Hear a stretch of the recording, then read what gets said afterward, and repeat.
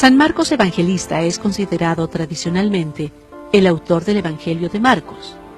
En el siglo I, Marcos, en el Nuevo Testamento, suele identificarse con Juan, llamado Marcos.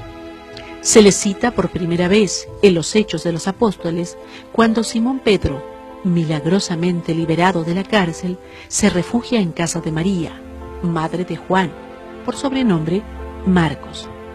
Acompañó a Pablo de Tarso y a Bernabé en el primer viaje de Pablo, pero se separó de ellos cuando llegaron a Panfilia, regresando a Jerusalén.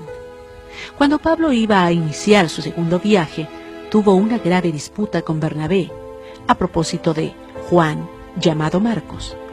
Bernabé quería que fuese con ellos, pero Pablo se negaba, ya que les había abandonado en el viaje anterior. Pablo y Bernabé terminaron por separarse, y Marcos acompañó al segundo en su viaje a Chipre. No está claro si este personaje, Juan, llamado Marcos, es el mismo al que se hace referencia en algunas epístolas atribuidas a Pablo. En Colosenses y Filemón, dice de él que es primo o sobrino de Bernabé, lo que podría explicar que éste disputase con Pablo acerca de Marcos.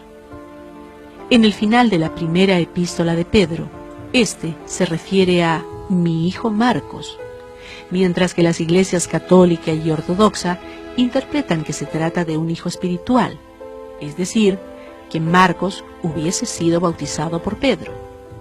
Marcos es considerado por la tradición cristiana el autor del Evangelio que lleva su nombre. Puesto que él no fue discípulo directo de Jesús, basó su relato, siempre según la tradición, en las enseñanzas de Pedro.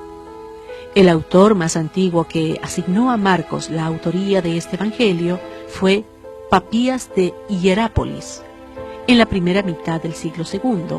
En un testimonio citado por Eusebio de Cesarea, se dice: Marcos, que fue intérprete de Pedro, escribió con exactitud todo lo que recordaba, pero no en orden de lo que el Señor dijo e hizo, porque él no oyó ni siguió personalmente al Señor.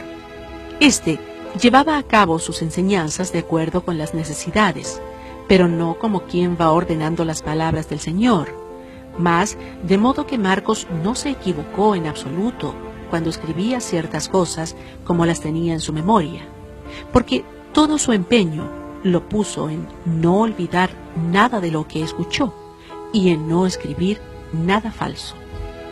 A San Marcos se lo representa con el león, porque su evangelio empieza hablando del desierto, y el león era considerado el rey del desierto.